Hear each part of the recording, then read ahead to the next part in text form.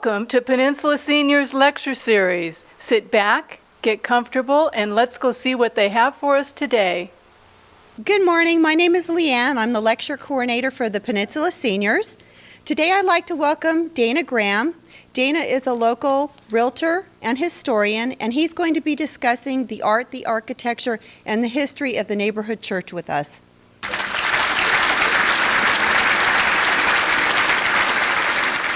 Good morning. My name is Dana Graham. I am here to talk about the people that made neighborhood church happen, the history of the building, and a lot of the kind of interesting things about it, much of which I witnessed. My parents moved here in 1947, early 47. I came along later that year, somewhat expectedly, but I came along. This is a speech I normally give, by the way, walking around the property. I normally give this as a walking tour around the church. History of the church really goes back to 1864, if you want to go all the way back. And it was in that year that John Joseph Hagerty was born in London, England. And not much is known about his early life, but he emigrated to the United States in 1887 and ended up in Minnesota. He was in Minnesota until about the turn of the century. He moved to Los Angeles and got into the women's clothing business. And he started a store that he cleverly named Hagerty's. In case you don't know where neighborhood church is, I've got a very fancy map here that I scanned and put on a slide. It's just below Malheur Cove Plaza on the bluff, 415 Paseo del Mar. Hagerty owned several houses in the area. This is him in the lower right, in probably the mid-20s, I would say. The other pictures are just after he finished the building. This is a shot of one of his stores. A downtown store is obviously a sketch for redoing the interior of the building before it was done. And they were very high-end women's clothing stores.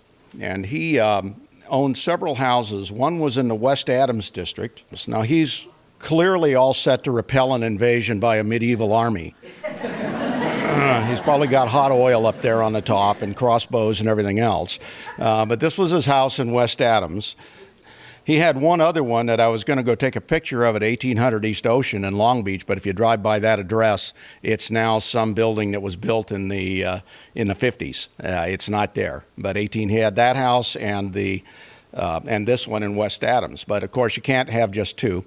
And so he decided he needed another one, and there was this new project called Palos Verdes that he heard about in the early 20s when the project first started, and he decided he's going to build a house there. And so he bought 6 lots on the bluff below Malco Plaza, which was just barely built at that time.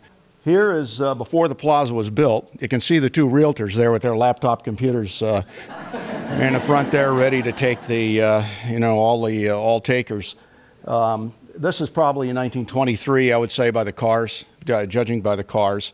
And this is kind of what it looked like. Plaza was not built yet. I've got a few pictures of the early hill. You may have seen these pictures before. This is the home that Judge Armstrong built at 812 Via Conejo in the foreground. Judge Armstrong was a Superior Court judge. His wife, Gracie, was a legend. In fact, they're the ones, you know how you used to be able to go down Via Conejo and cut through to Del Monte back in the 60s, back in the 50s and 60s. She's the one that blocked that off by La Venta Inn, where there's a chain across there. Gracie's the one that had the chain put up because everybody's going by their house and she didn't like it. So she, anyway, was kind of a powerful person. You can see in the left middle there, the plaza just being built. And you can see a few houses there that are under construction. See that all of Torrance is oil wells. That's all those old wooden oil derricks at this stage. So Hagerty decides to build this house on the bluff, and there were hardly any roads. I mean, you saw the dirt road there with the two realtors sitting there. And so he built a temporary pier out in the water. This is not the pier that was there later. This is one that he built just for constructing the building. And out at the end, you can barely see 2 guys out there, and there was this little trolley that ran on these wooden rails back to the bluff to unload the building materials for the house. It was the fastest way to get it there because there were, I mean, if you think Palos Verdes is in the sticks now, it was really in the sticks then. And so it was hard to get materials there, so he brought them by sea. This is obviously a picture taken from an airplane just after the church was finished. You can see there's a few houses there. The Phillips house is right there just across the street. It's still there, and the guy has recently, I think you guys probably all know, because he rather famously recently redid the house. And then there is the what became the church, the Hagerty Mansion. This is probably taken about 1928, I would say, by the condition of things. They haven't got the iron gates up yet. This is another one a little closer, about the same time. And again, the gates aren't up, the landscaping is immature, and all that. And it's the same thing. You can see all the vacant lots. I mean, there weren't, a whole lot of houses down there at the time. He hired a gentleman named Armand Monaco as his architect. He was not hurting for money, and he brought all these people over from Italy to work on this place, to do the painting, to do the architecture. Armand Monaco was a fairly prominent architect at the time, and he did this style, sort of Florentine, 16th century Florentine villa kind of architecture. And if you look at his stuff done in the 20s and early 30s, it wasn't the Spanish Revival that you typically see in that period. So that's what he did, and Armand Monaco was his architect. The place was done, believe it or not, inside of 12 months. It was built inside of 12 months, 15,000 square foot, one level, 4-bedroom, 2.5 bath, which I know today doesn't sound like very many baths, but in those days, 20 years before, most people didn't have indoor plumbing even. And so 2.5 baths was pretty good. It had a pool, it had 2 waterfalls, it had servants' quarters, a 6-car garage, a pier, and a partridge in a pear tree. A pretty good view of the coastline. It had formal gardens, a rose garden, and all this kind of thing. The estimate to build it was $100,000. Initial estimate was $100,000, which was a chunk of change in 1927 when they began construction. It ended up costing $750,000. So there was a few cost overruns. And I'm sure there were changes made. There was a room added that's now the main church office that was added right at the end of the construction because his wife, Bertha, who was the prototypical high-maintenance wife, didn't like the place. And so she wanted her own bedroom. I think there may have been more going on than just she didn't like the place. But she wanted her own bedroom, and so they had 2 separate master bedrooms. And this was added right at the tail end of construction and probably contributed to the cost overrun. But the point was that Bertha hated the place. She wanted to live downtown in West Adams, where the previously shown castle was. And so they never lived there. They came 4 times during the construction of it, and they never moved in. And it sat there. So, as you know, in October of 1929, not long after it was finished, the stock market crashed. And his Hagerty's high-end women's clothing store kind of went south rather rapidly. His business declined, and he had to sell the place, which he did in 1931. He sold it. I don't know how much he sold it for, but he probably took a loss at that stage. He died in 1935, Hagerty. Died in 1935, and there was the guy who bought it from Hagerty, whose name escapes me, and I should know that, but I don't, lost it during the Depression, lost it to creditors. And a gentleman named Harry Wheeler bought it late in the Depression, and he owned it up until the late 40s. So now we'll leave the church there in the late 40s, the building there in the late 40s, and it, by the way, kind of went to seed. It declined and it became, we'll get to that in a minute, but it wasn't looked after. Harry Wheeler lived in the Midwest. He never came to the place. He kept his art collection there. And his art collection, I can personally attest because I was 4 years old when we moved in, was rather graphic. But for the early 50s, it was nearly scandalous. He had anatomically correct statues and paintings and all this sort of stuff. So anyway, we'll leave the church now just after the war and go back to 1913. 1913, a gentleman named Dennis Vincent Smith and Hazel Littlefield, who was the daughter of a very wealthy Michigan lumber baron. If you've heard of the Grand Trunk Railroad, this guy's one of the ones that built it. He had lumber land, timberland all over Michigan, and the railroad was one way to get his logs down to the Detroit River to get them out to the market. Anyway, Josiah Littlefield's daughter was Hazel Littlefield, and she and Dennis got married in 1913. They lived in a little town called Farwell, Michigan, population 250. My mother was born in 1917 and lived on a farm just outside of town. And this is how this kind of all sort of came about. Josiah and Emma, his wife, decided to build Dennis and Hazel a house across the street from their house so they could keep an eye on them in Farwell, Michigan, which they did. State and Corning Street. I know you guys all know the intersection. There's a Rite Aid drugstore there now, by the way. They tore the thing down. But they built this house, and immediately after getting married, Dennis was an ophthalmologist. He graduated from the University of Michigan. He was an ophthalmologist. They decided to become medical missionaries in China. So in 1915, they took off for China, and they didn't need the house. So my mom's father had the farm 5 miles out of town, and he had 6 daughters. Okay, he didn't have any sons. He kept having kids. Finally, when he had my mother, who was the 5th daughter, he threw in the towel, and he bought the house from the Littlefields. And so therefore, my mother met the Littlefields, and that's how she knew them, and they lived in that house. 4-bedroom, 1-bath house, Victorian, with a huge lot and all that sort of stuff. So that is how my family came to know the Smiths and how we ended up in Palos Verdes. So Dr. Smith and Hazel are missionaries in China. They were in Chongqing. They were in Peking. Let's see. Next slide. This is the front of the mansion. You can tell it's in 1928 because the bushes, which are now taking over the building, by the way, were quite small. You can see the little clumps. I'm in charge of the facility, so I kind of am sensitive to this. And the plantings are pretty immature. This is the front driveway. Looking back the other way, there's the front entrance there. And you can see how small. If you've been to the church lately, you know how big these hedges and all that stuff are now. This is the living room. What is now the front of the sanctuary. We'll go through some pictures comparing that to what it looks like now in a minute. This is basically, by the way, how it looked when we bought it. A lot of that furniture was there, and it looked kind of like this. This is looking back toward the back. This is a very small scan of a slide that somebody, or of a print that somebody did. But this is standing at the front, up by the fireplace, and looking toward the back.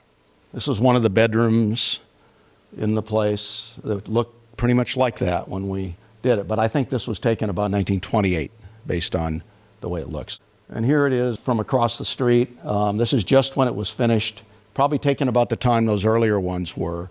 The iron gates aren't up in front. That's the way I can tell that it's really early. The iron gates aren't there yet. So now we're back to Dennis and Hazel Smith.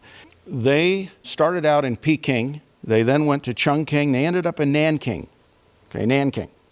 And they're in China, and it's 1935. The Japanese army had invaded in 1932. General Tojo made his reputation, which is how he became the premier later. We can talk about why Japan lost the war later, but anyway, General Tojo was the commander of the Kwantung Army, which is what invaded China.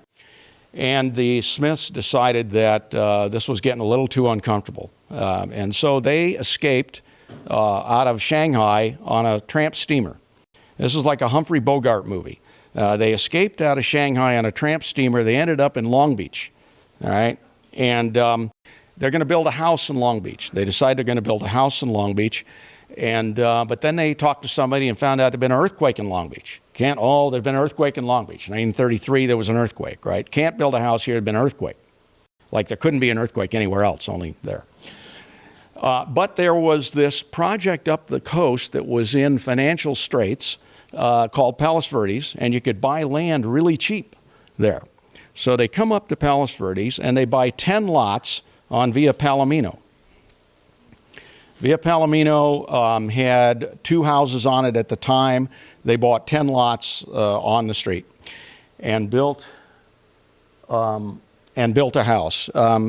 The minute they came, or when they came in 1935, there was no church on the hill. Dennis and Hazel organized a group of neighbors to meet in people's homes, and which they began calling the neighborhood church, in people's homes. And then just about 1938, they began to meet in Malaga Cove School. And that's what you see here. This is a 1936 picture of the Sunday school classes of Neighborhood Church. They were meeting at Malaga Cove School. That right there is Dennis Smith in 1936. So be just to the right of the middle of the photo. And just to the left of him is his son Halden, who just passed away about 10 months ago. I was trying to get him to come out. He was the spitting image of his father. It was unbelievable. This is Dennis Smith in 1960 when he retired. We got his business card on there. My parents made him a kind of a memory book for the church. So he's got his Peking business card on there, and this is him. This is me in 1949. I'm on the left, by the way. This is my dad and I on the front steps of the Smith's house. What happened was that my parents were in Mexico, and my dad had some nefarious scheme about making money in Mexico, which didn't pan out. So by early 1947, they were out of money, and they're in Mexico. And the only people they knew that were halfway close were the Smiths in Palos Verdes. So they called the Smiths and said, hey, we're out of money. Can we come and live there a couple weeks till we get our feet on the ground? And the Smiths said, you know what, we're going to cruise the world for 2 years. Why don't you come and live in the house?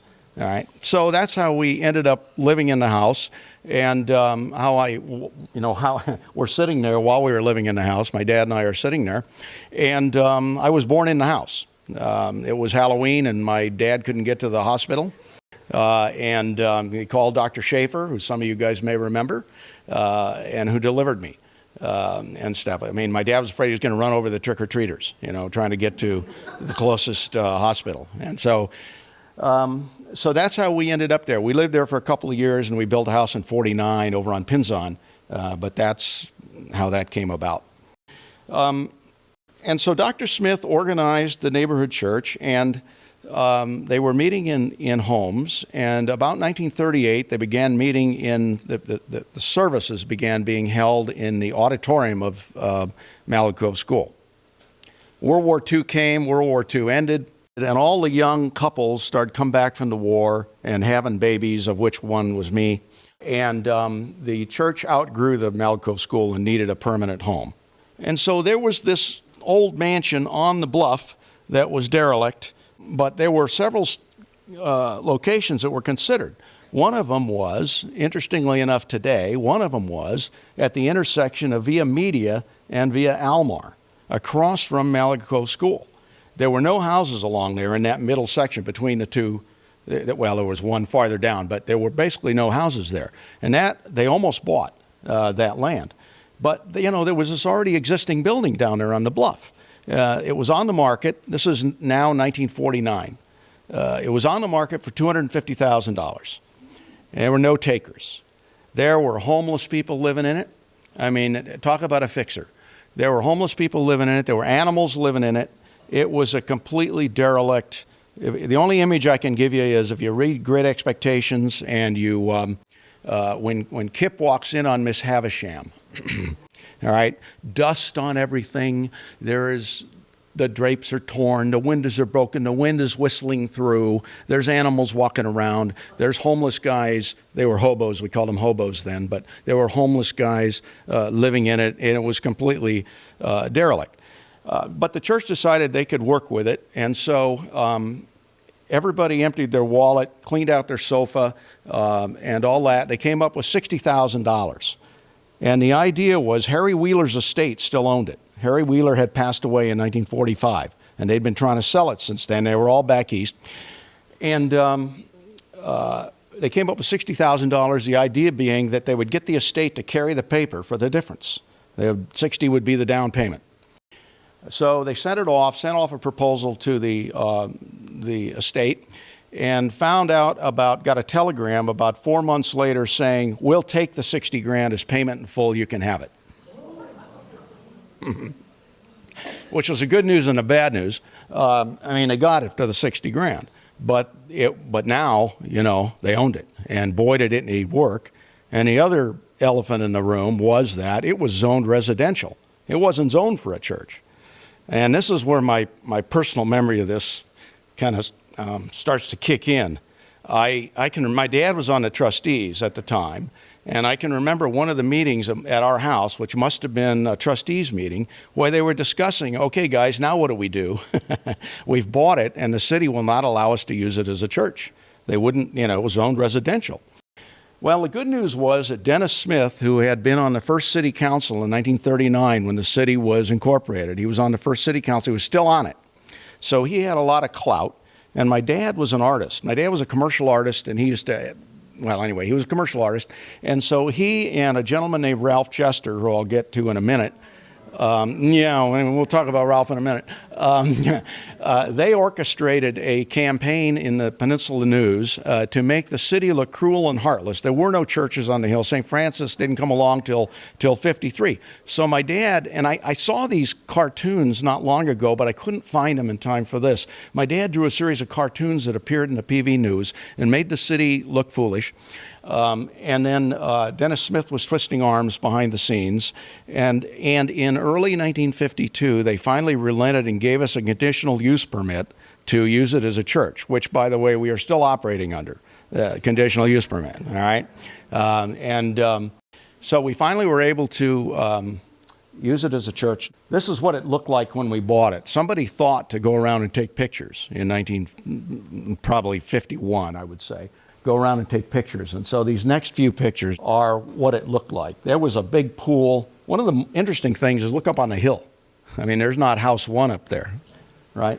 This is how you know kind of when it is. But there was a large pool on the west lawn, which is no longer there. And here it is. You can see the vegetation is kind of abandoned. The pool is just out of the shot to the left there. This is on the west end of the building. This was looking to the west out of what was then a bedroom. It's now the rear of the sanctuary, but it was then a bedroom, looking west over the ocean. And this was obviously when they were planning what they were going to do with what, because they had to label it and say this is going to be the sanctuary.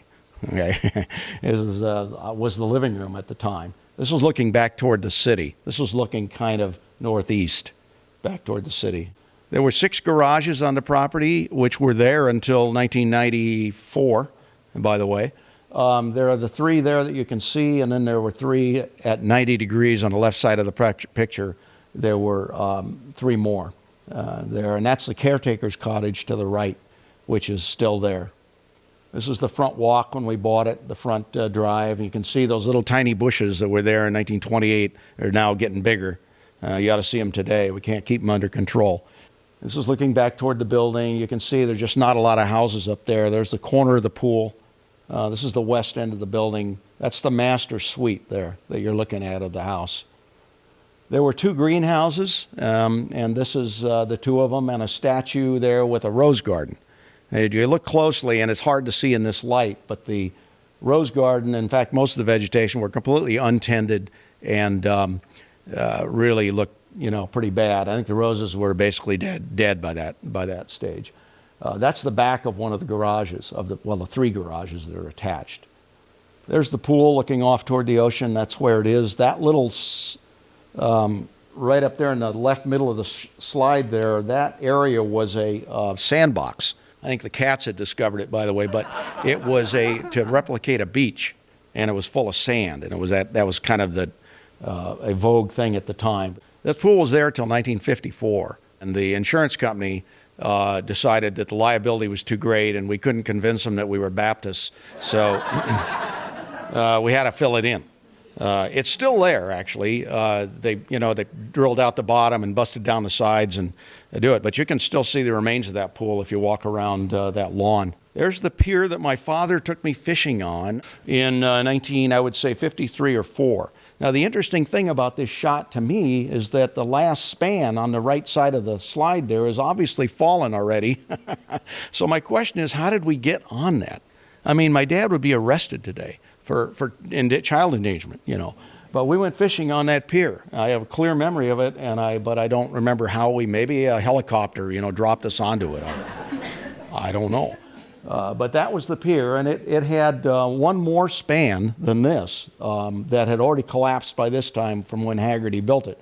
Now, this was not the pier I showed you before, obviously. The one before was torn down after the building was finished. But this was for, I don't know, maybe fishing or maybe rum running. I don't know.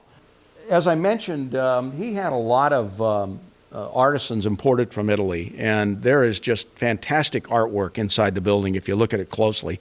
There's a guy named Alfredo Orselli that he imported from Italy to do the paintings in the building. This is one of them here at the top that he did, which I've got a color picture of later. You know, the good news about that church is that by a miracle, for one thing, it survived my father's reign as the chairman of the trustees when he painted the sanctuary powder blue. But I mean, it's amazing that the church has survived in the condition that it has through the 50s and 60s when this was just an old building, you know, and could easily have been messed with. It really is recognizable to Hagerty. Here's a close-up of it, and like I say, I've got a color shot of it later. Those are all stenciled on the wall, and the ceiling paintings that I'll show you in a minute were all done on canvas. It wasn't a Michelangelo thing. Was it Michelangelo? Who laid on his back in the Sistine Chapel? Him. It wasn't one of those. They painted it on canvas, and then they basically glued it up there, and that's how they did it. It was probably more expeditious than Michelangelo. This is looking back toward the church where the Sunday school building is now. That fountain half of it has been preserved, the one in the middle there. This is Gracie Armstrong, the second from the left there, on the little bridge in the pond. Those of you that know the church recognize that scene. That's Judge Armstrong on the left. He was a Superior Court judge.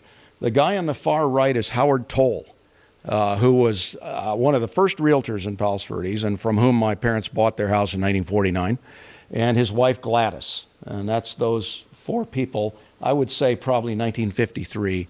Okay, so now we get to making it into a church. The guy on the left is Ralph Jester.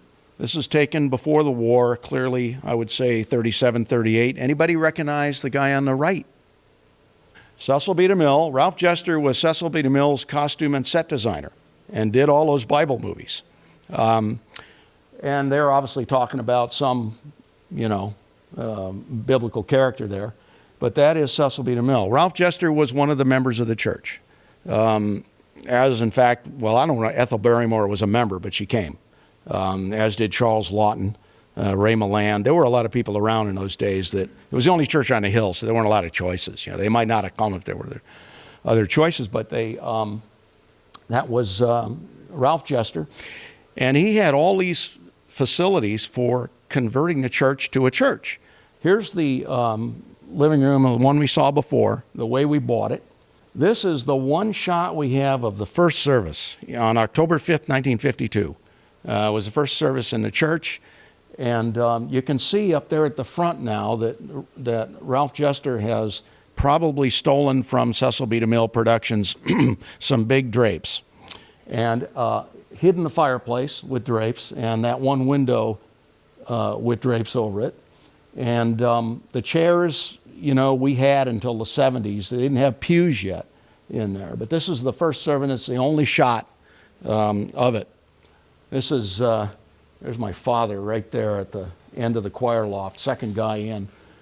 This is the first program in October 5th, 1952 for that service. My dad probably did this on the back of a napkin. That's definitely my dad's work, a little quick sketch. So when we moved into the building in 1952, the minister lived in the building, Richard Dawson. We hired our first minister, Richard Dawson, and his wife, Virginia, and his two daughters. So the whole family lived in the place. And the homeless people were still coming in. And so were the animals. They didn't get the message that it was all of a sudden a church. And so they thought, they had prior rights to us. And so the city would not allow a sign, would not allow a cross. They wouldn't allow anything. We had shot our bolt by getting it, letting them use it as a church. And so the minister convinced my father to paint this, or asked him, and he did, paint this just to the right as you come in the front door. He painted this in early '53. I know because I came down there with him. It says, "My house shall be called a house of prayer for all people." It took him 2 days. He came down and penciled it out the first day and painted it the second freehand. Painted it entirely freehand. It has survived until now. But if you go there and you look carefully at that, you can still see the pencil lines that my dad drew in 1953 when he did it. You can still see the. So it has survived. He didn't do this artwork on the side. That was all done later. He just did the lettering and the illuminated M there. This is Christmas of 1952, first Christmas. And you can see now that Ralph Jester has stolen a larger drape, which goes all the way up to the ceiling. And the other two are there, and you can see the Christmas trees and the same old chairs there. And these in the choir loft, these wicker chairs were left over from Hagerty's estate. And we had those up until 1993. We were still using those. They were getting rickety by that stage. But they were these gold and they were ghastly. I mean, they were gold and turquoise, and they were just horrible things. But anyway, that's that. One thing we did right after we bought it was we held a huge sale and sold off, a lot of the furnishings that we'd probably like to have today. But we needed money. Another thing we did was I was four. But another thing we did was we sold off the 2 lots on the west end, beyond the current west parking lot. We owned the 2 lots. They came with it, where Hagerty was going to put in a miniature golf course and never did. So we sold those off and raised a little money for the refurbishment of the building because nobody, we had no budget. There was no money. This is the way the interior of the church looked up through about 1965, 66, somewhere in there. All of these fixtures at the front, the chancel, the pulpit there, this baptismal font on the left side that we still use, all of this Ralph Jester had built. We still have a lot of the stuff that he had built there. So now we got fringe on the drapes up here at the top. So this is the way it looked up until, I would say, the mid-'60s. And this is another shot kind of taken at the same time. By 1956, the baby boom was booming, and we needed a Sunday school building. And so there is Dennis Smith they're standing right there. There's my sister with the shovel. That's me just out of the picture to the left there. It's a really wide shot, and whoever scanned this picture knew I didn't want to be in it, so they, scanned me out to the left. But this is the groundbreaking of the Sunday school building. There's the old rose garden. You can see the roses are dead. There's the fountain in the middle with the statue and all that. There's a close-up of Dennis Smith with one of the church members, Linda Monosmith. She still goes there. She's still a member. And we finished the building in 1958. And here we all are. We marched over from Malaga Cove School.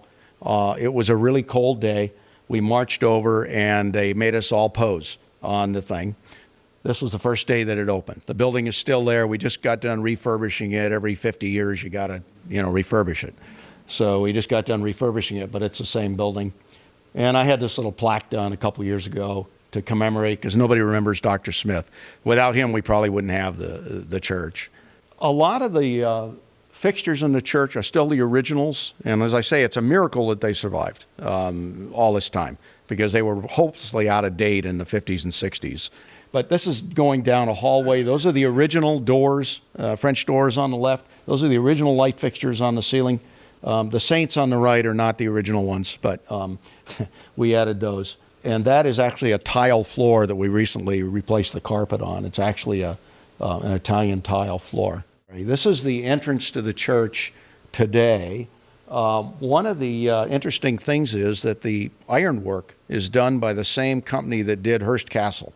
The place was built at about the same time, and the same company that did all the ironwork at Hearst Castle did it here. And we have, I only took this a month ago, so this is fairly recent, but all those iron gates, they are still there. This is the entrance to the church. We call it the narthex. This is a little bit to the left.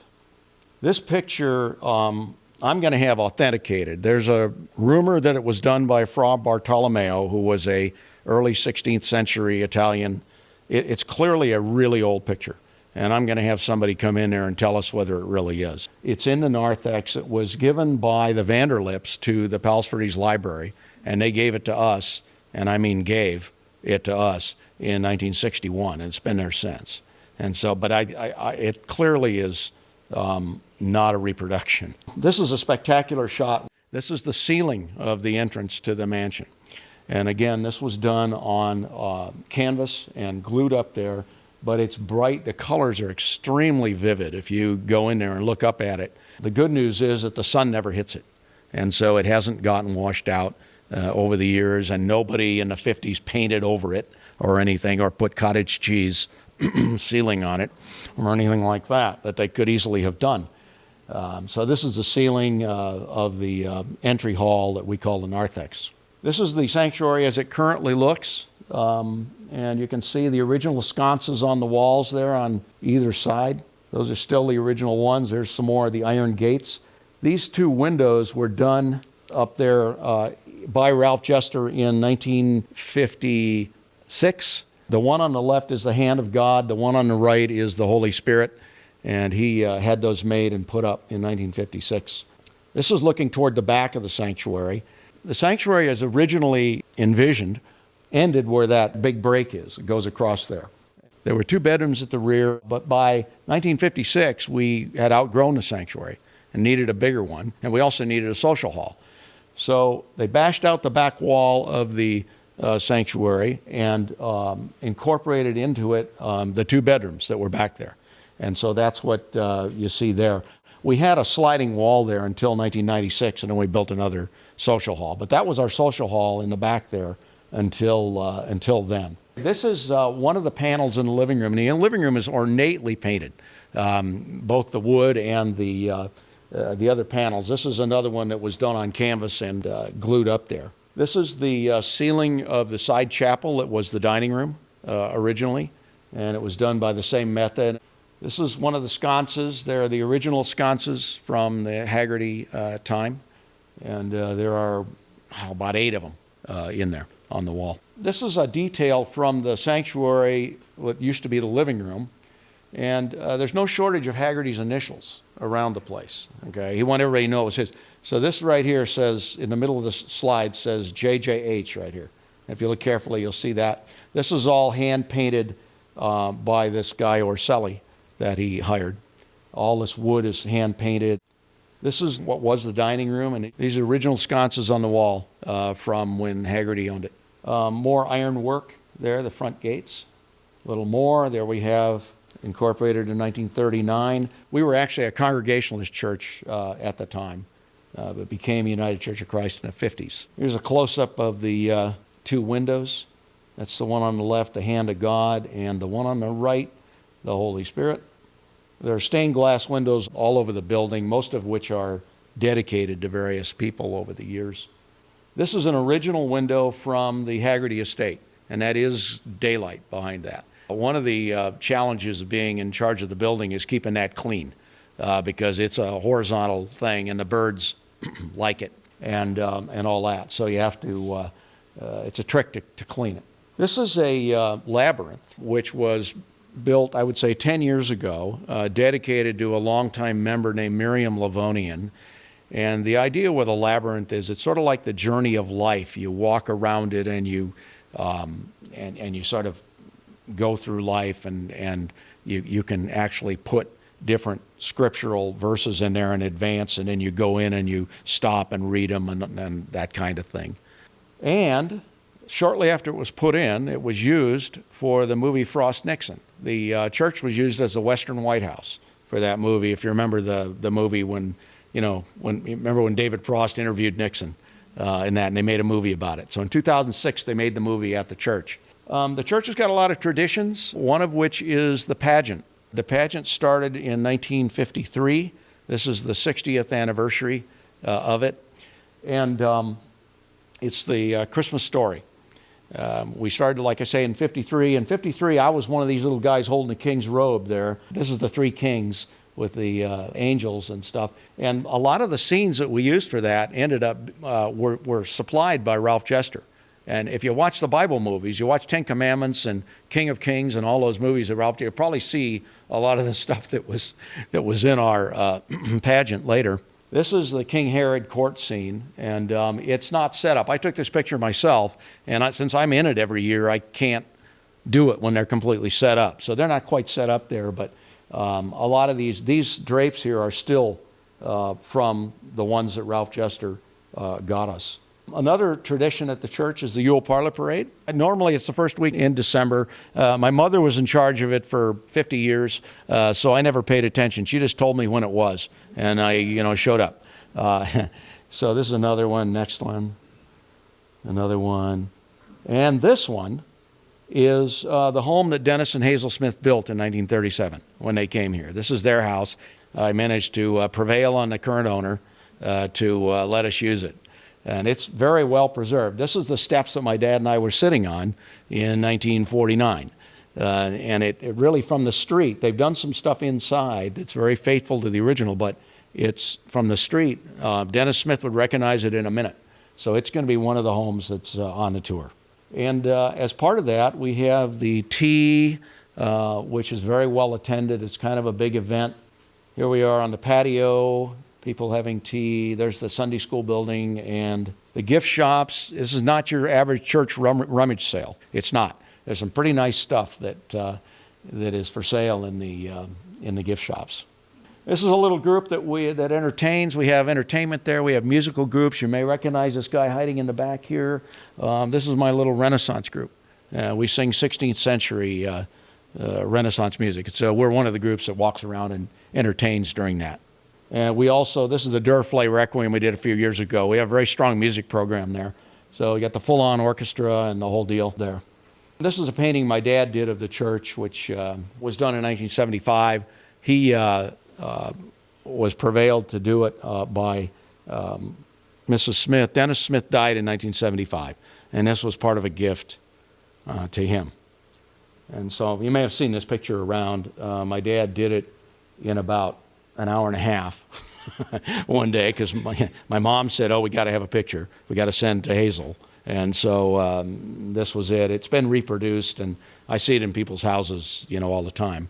And that is the end of the first part of this. I have a second part, if you care to watch, which is Then and Now. I call it Then and Now. I've got all these old pictures from 1950 and from 1928, and I went around and stood in the same spot and took a picture today of exactly what that scene looks like. So the next section is that. So this is the front of the building when it was just finished by Hagerty. And the next one, this is what it looks like today, the exact same shot. This is looking back up the driveway toward the east, and is what it looks like today. This is directly across from the front door. Those pots we used to hide in when we were kids. We used to hide from our parents in them. That was a fountain that was coagulated by the time we bought the building. It didn't work anymore, but that was there. And you'll notice again up on the hill, if you can see, there's almost no houses. And this is what it looks like today. I stood in the same spot, but of course the plants have grown, so now you can't see it. So there it is straight on. No, Jimmy Hoffa is not under that slab. This is the entry hall, when basically the way it looked when we bought it. And this is how it looks today. There's the living room, and I stood in the exact spot and took this picture. This is what it looks like. There's that first shot in 1952, October 5th of 52, and this is Christmas of 52. This is how it looked up through at least the 60s. And then looking toward the back, this is the living room, the way the living room looked when we bought the building. And there's the same shot today. There's the dining hall, which is now the side chapel. And there's what it looks like today. There's one of the rooms taken in about the time we bought it. And the next slide is that same shot today. There's the solarium looking out toward the ocean. And the next one is the same picture today. The colors are quite vivid. There's that shot we saw before. And there it is today. We've got, of course, the back of the sanctuary there now, so you can't take the same exact picture. But there it is. There it is with the doors closed. That same olive tree that Hagerty painted is still there. There is the outside of the 2 bedrooms that we took out. That's the little veranda that went around the back. And the next slide shows what that is today. That's now the back of the sanctuary. Go back one. Go back to that previous one. There's that's column right there. That's those 2 columns. Go back to the next one. Are that right there in the middle of the picture. This is one we looked at before, and I stood in this exact same spot and took this one. This is what it looks like today. Here's the construction picture, the only one I've got of it being built. And they're building the waterfall. This is one of the waterfalls. There was a water wheel there until about the late 70s. And there's a little cave right up here in the middle of the shot where the water would go. It's a little grotto. We use it for the manger scene now for the pageant. But the water runs out of there over the water wheel down into this little basin, or it used to. Down this little basin, it's pumped back up. And there's a little opening right here where the equipment was. By the time we bought the place, the whole thing had, was just rusted out and didn't work. And the water wheel literally collapsed in 1979. And so we took it out. There's the same shot today. There's where the water wheel was right there. It's not there. You can't really tell in this picture, but it's the same exact. I stood in the same exact spot. Just looking back at the building on the back patio, and there's the same shot today. There's that one we saw before, standing at the edge of the pool. Whoever took this was standing at the edge of the pool, and there it is today. There's Frost Nixon being filmed, and there's where it was. This is looking back toward the church from where the Sunday school building is now. This is about the time we bought the building, and the next picture is that same scene today. There's the Sunday school building, obviously on the right, but you can see that planter in the lower part of the picture right here. That is the front part of that circular fountain that was there from Hagerty. We preserved the front part of it. The statue's different, obviously, but we preserved the front part of it. There's that groundbreaking shot I showed you before, and was taken from the steeple. So I climbed up in the steeple, braved the birds and the bird droppings, and took the exact same shot today, looking down. And there we are on the front of the building that day, and here it is today. This is the construction of that pond that where the 4 people were standing on the bridge, and this is one of the guys building it. There they are standing on the bridge in 1950, I would say 2 or 3. And the next shot is what it looks like today. There's the same bridge. There's the pool. As I say, it was filled in 1954, I believe it was. The parents all organized one big last swim for us kids. The pool smelled, though. It was really bad. It smelled like sulfur. And so it wasn't that pleasant. But we had one last big swim. In those days, nobody had a private pool. I mean, it was very rare. So we were all excited to go swim in the pool. It wasn't heated. So that is the pool, and here is the exact same scene today. Along the, right up here at the top middle of the picture is where the edge of the old pool was, and you can still see the tile. They didn't take the tile out, and you can still see the row of tile up there from the pool. This is looking back toward the bridge there, and you can see again there's very few houses on the hill. This is taken when we bought the property. There's the exact same scene today. You can't really see the bridge back in there, but it's back in those trees. There's the edge of the pool there, looking back toward the city, kind of looking directly east. And there's the pool tile right there. It's still there. There's the pier, and there's what the pier looks like today. It's all fallen into the water, and the pilings are down there. There's the caretaker's cottage and the garages, and there's what it looks like. We put in a social hall in 1996 and obliterated the garages, the servants' quarters, the kitchen, all this stuff to do it. We had to operate within what the city allowed us to do. So we had to use the existing roof line. It was a trick to do this, but the neighbors would not allow it to be 1 angstrom higher than it had been. I mean, for their views or whatever. And so we had to keep it exactly the same. So it was done, and that's what it looks like now. Looking back toward the building, there's the edge of the pool. And here's what that exact same shot looks like today. I'm standing in the sandbox there, what had been the sandbox. There's that shot of the greenhouses in the back of the garage with the statue, and there's the back of the social hall, which is what stands there now. There's the sanctuary in the early 60s, and there is the same shot today. This is a little sketch my dad did in 1975 with charcoal. And this is what led to the next one, which is the painting.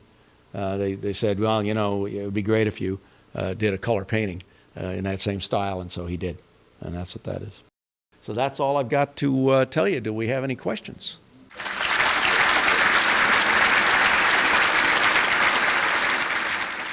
The question was, where do the ministers live now? We have had various parsonages over the years, which in hindsight we regret having sold.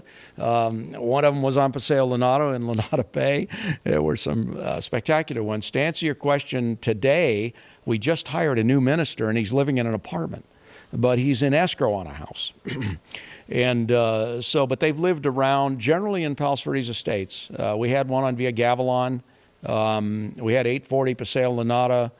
We had one on Rue Langlois out by Golden Cove, and that. So, you know, that's where they live. We have to subsidize every one of them. I mean, because the housing is just, compared to where they come from, the housing is just too much for them. So we basically buy it for them. You had a question? How far ahead are we booked for weddings? Well, if you want your choice of dates, you're looking at about a year. But if you are flexible on a date, there's some that we can, where we can stick you in. I should have had the wedding person here, but I don't.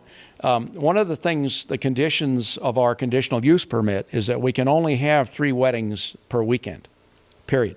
All right? So we can't, it's not a wedding factory. It's not, you know, we can't have rice, we can't have receptions there or any of that kind of stuff, which if I was a neighbor, I probably would feel that way too. So we operate under that restriction, and but that's about it. Call the main church office, and they'll know. The beautiful stone wall across the front was part of the original construction. Where it sort of scalloped, sort of goes like that. Part of the original construction. It goes all the way around the place. Well, it goes down to the ocean, but it's on both ends, and then across the front. And then the 2 parking lots that we have were just open fields when we bought it. They were included in the parcel that we bought, but we converted them to parking lots. They're outside the wall, but that was built at the time the mansion was built. And the question was, what can I tell you about the organ and how it was acquired? We had various organs over the years. My mother was the organist, and so in the early days, she was really the pianist because we didn't have an organ. And then we got a Hammond electric, and in 1959 we got a Tracker pipe organ, which was there until 1999. In 1999, one of the members of the church had an extra $1 million that she didn't know what to do with, and wouldn't listen to me about giving it to me. The thing that we decided to do with it was to put in a new organ. It's a Glatter Getz German organ. Apparently, it's all the organists in the country love this organ, and we have organ concerts there. It's a spectacular organ. Same manufacturer as the one at Disney Hall. It's a kind of a miniature version of that organ. It'll do just about anything, including make you breakfast. I mean, it's just spectacular organ. What the question was, who was the generous donor who did it, who gave the money? The generous donor was Sandy Barnett, who was the former wife of Goodhue of Goodhue Ambulance Service, if you've been here for a while, you remember Goodhue Ambulance Service. Sandy was Goodhue's wife. Goodhue passed away in, I would say, the 60s, and she married Barney Barnett, who was one of the guys that built the Alaska Pipeline, by the way. He was an executive with Union Oil. And she, in memory of Barney, when Barney passed away, no? Okay, I'm sorry. It was in Barney's honor. He was still alive, I'm sorry. But Barney, she gave it in Barney's name for the organ. The question was that I sing with the Renaissance Group, and do we also sing at the services? Yes, on occasion. We did last Sunday because we did the Frostiana by Thompson, Randall Thompson. And the choir was too much for the choir to have to sing the whole time. So we sang for the service, and we did some 16th century stuff. Monteverdi, Palestrina, that crowd. What kind of fish did we catch was the question. I always didn't like fishing. My dad decided fishing is something a father should do with his kid. And so he would take me fishing. And we would fish in Michigan, and we'd get eaten by the mosquitoes and stuff. And I was feeling sorry for the fish. See, seriously, I was feeling sorry for the fish. The fish are innocently swimming around down there, and we're right. And so I don't know that we caught anything. It was the activity more than the result. It was, yeah. But if you look at that thing, that's a wooden canvas pier, a wood and canvas pier, and it had one rope on the side. That was the only railing. It's a miracle, yeah. Well, I mean, I was pretty light. My dad, But in retrospect, I look at that and I think, holy smoke, he should have been arrested for taking me on that thing. Any other questions? Okay. All right. Well, thank you for coming. It's my pleasure to talk about it. If anybody would like the walking tour of the facility, give me a call. I'm happy to do it. Like I say, that's what I'm actually used to doing, is walking around and talking about the stuff in person. And so I'm happy to do that. And thank you very much.